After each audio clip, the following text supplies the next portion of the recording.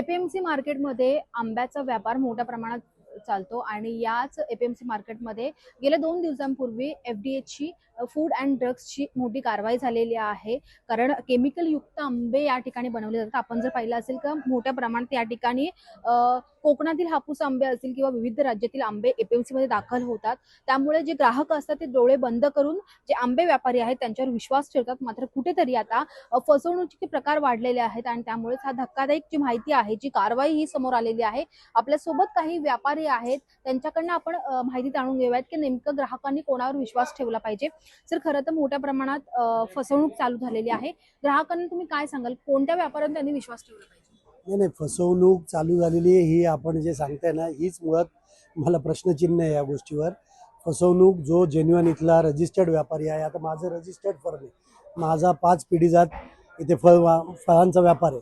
मी totally ripening चेंबर्सद्वारेच आंबे पिकून वितरित करतो. त्याच्यामुळे जे अनरजिस्टर्ड इथले व्यापारी आहेत, ज्यांना थोडंसं चुकीच्या पद्धतीमध्ये एपीएमसीमध्ये अभय दिला गेलेला आहे, त्या लोकांवर परवा एफडीआयने कारवाई केलेली आहे आणि ती कारवाईला आम्ही आमचं जेन्युअन व्यापारी म्हणून आमचं समर्थनच आहे. जी लोक चुकीचं काम करतील त्यांना शासन त्यांच्या पद्धतीत जे योग्य असेल ते शासन करेलच करेल. बरेच ग्राहक आहेत ते आंबा व्यापाऱ्यांवर डोळे बंद करून विश्वास ठेवतात.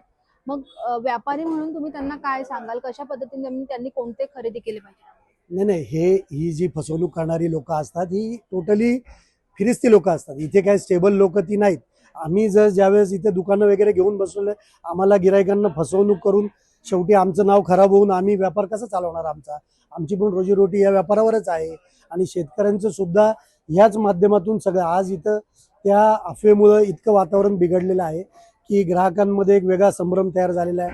आंब्यामध्ये कुठेतरी विष अमुक तमुक असं जे पसरवलं गेलेलं आहे त्याच्यामुळे इथे ग्राहकाची संख्या घटलेली आहे. परंतु तसा कोणताही प्रकार नाही. इथे जो जेन्युअन व्यापारी आहे तो जेन्युअन पद्धतीतच रायपनिंग चेंबरद्वारेच आंबे पिकून ग्राहकांपर्यंत पोहोचवतो. फूड अँड ड्रग्सने जी कारवाई केलेली आहे त्यामध्ये नेमकी कोणत्या प्रकारची कारवाई करण्यात आली? नाही, फूड अँड ड्रग वाल्यांनी काल परवा इथे ओपन शेड जे आहे तिथे काही लोक जी स्प्रे करत होती, आंब्यांवर फवारणी करत होती, ज्या स्प्रेच्या माध्यमातून आंबे पिकवण्यासाठी जो वापरला जातो, जी की इलिगल असं आहे, त्या लोकांवर त्यांनी पाहून तिथं त्या पद्धतीत कारवाई केलेली आहे. केमिकलचे आंबे आणि मुळात खरे आंबे कसे ओळखायचे ते थोडं? नाही, केमिकलचे आंबे तसे कोणालाच ओळखता येणार नाहीत आणि खरे आंबे जो जेन्युअन विश्वासार्थ, ज्याच्यावर तुमचा विश्वास असेल त्या विश्वासार्थाच्याच व्यापाऱ्याकडनं आपण आंबे खरेदी करावे. नक्कीच आपण पाहिलं असेल तर आता केमिकल युक्त आंब्यावर मोठी कारवाई ही 2 दिवसापूर्वी एपीएमसी परिसरामध्ये करण्यात आलेली आहे. त्यामुळे ग्राहकां आता चिंतित आहेत आणि आरोग्य देखील धोक्यात आलेलं आहे. मात्र काही व्यापाऱ्यांचं असं म्हणणं आहे का तुम्ही जे तुमचे ओळखीचे व्यापारी आहेत त्यांच्याकडनंच आंबे खरेदी करावी, त्यामुळे फसवणूक होणार नाही आहे. त्यामुळे आता या कारवाईमध्ये पुढे काय घडतंय, कोणावर कारवाई होते हे देखील पाहणं तितकंच महत्त्वाचं असेल. व्हिडिओ जर्नलिस्ट सूरजसह मी आकांक्षी देशमुख, लोकशाही मराठी, नवी मुंबई. एकंदरीत विचार केला तर हापूस हा मूळतः कोकणातला प्युअर देवगड म्हणतात. तो देवगड पूर्ण सिंधुदुर्ग आणि रत्नागिरीमध्ये पिकला जातो आंबा. याला नॅचरल स्मेल असतो, नैसर्गिक वास आहे आंब्याला आणि तो नाकाच्या जवळ पण आणण्याची गरज नसते. इथे मार्केटमध्ये तो नाकाच्या जवळ घेऊन त्याचा वास घेतला तर त्या आंब्याचा वास येत नाही जनरली. आणि हा नैसर्गिकरित्या आपण गवतामध्ये टाकून जो पिकवला जातो तो जर आंबा असेल तर तो वास कुठेच त्याचा धडत नाही वास. आणि केमिकल युक्तने केलं फक्त त्याची स्किन येलो होते. आतून आंबा कापल्यानंतर जो ऑरेंज कलर पाहिजे त्याचा कलर, ओरिजिनल हापूसचा कलर हा ऑरेंज कलर असतो. आतून तो थोडा टुवर्ड्स पिवळ्याकडे वळलेला असतो.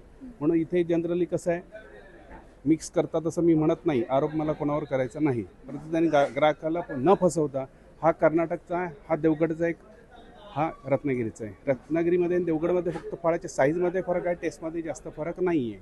परंतु तुम्ही आमच्या कोकणावर तो अन्याय करताय. इतर राज्यांचा जो आंबा आणून तो मिक्स करताय. हा फार्मावाला आहे, त्याच्यामुळे एफडीआय कारवाई याच्यात करते, वेळोवेळी करते. कोणी कंप्लेंट केली एफडीआय याच्यामध्ये येणार. आत्ताच रिसेंटली बघा याचा कलिंगड प्रकार झाला आहे. इंजेक्शनने हे काही करू शकतात, म्हणून फळ घेताना विचार करावा आणि नॅचरली वास फळाचा जो हा वास घेऊनच फळ ग्राहकांनी घ्यावे.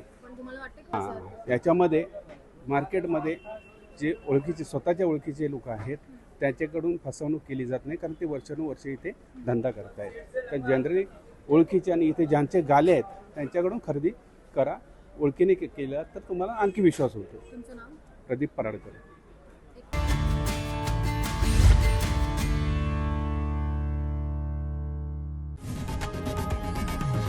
लोकशाही मराठी ऐका, पहा, जागरूक रहा.